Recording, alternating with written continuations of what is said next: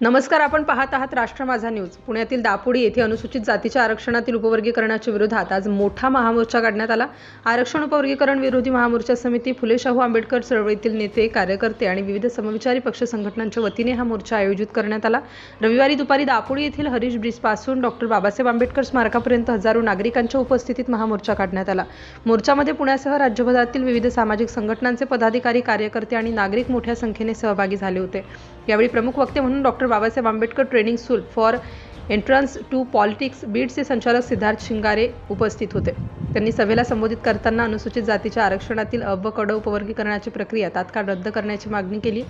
मोर्चा दरम्यान विविध मागण्या मांडण्यात आल्या. त्यामध्ये समितीचा संपूर्ण अहवाल सार्वजनिक करावा, समितीने गोळा केलेली माहिती वैज्ञानिक व वस्तुनिष्ठ नसल्यास ती सामाजिक न्यायाच्या निकषावर ग्राह्य धरू नये, तसेच अनुसूचित जातीतील कोणत्या उपजातींना आरक्षणाचा लाभ मिळालेला नाही याबाबत स्वतंत्र आणि सर्वसमावेशक अभ्यास झाल्याशिवाय कोणताही निर्णय घेऊ नये अशा मागण्यांचा समावेश होता. याशिवाय उपवर्गीकरणाचा निर्णय घेण्यापूर्वी अनुसूचित जातीतील सर्व समाज घटक, सामाजिक संघटना, लोकप्रतिनिधी आणि तज्ज्ञ यांच्याशी व्यापक चर्चा करण्यात यावी, तसेच संविधानाने दिलेल्या आरक्षणाची पूर्ण आणि प्रभावी अंमलबजावणी करण्यात यावी अशीही मागणी करण्यात आली. मोर्चातील वक्त्यांनी डॉक्टर बाबासाहेब आंबेडकर, महात्मा ज्योतिराव फुले, राजश्री शाहू महाराज आणि लोकशाहीर अण्णाभाऊ साठे यांच्या सामाजिक न्याय आणि समतेच्या विचारांचा उल्लेख करत महाराष्ट्रात सामाजिक सलोखा अबाधित ठेवण्याचं आवाहन केलं. महामोर्चा समितीने इशारा देताना सांगितले की शासनाने या मागण्यांवर लवकरात लवकर सकारात्मक निर्णय घेतलेला नाही तर संपूर्ण महाराष्ट्रभर तीव्र संघर्ष आणि राज्यव्यापी महामोर्चा उभारण्यात येईल. राष्ट्र माझा न्यूजसाठी अनिल कांबळे, पुणे.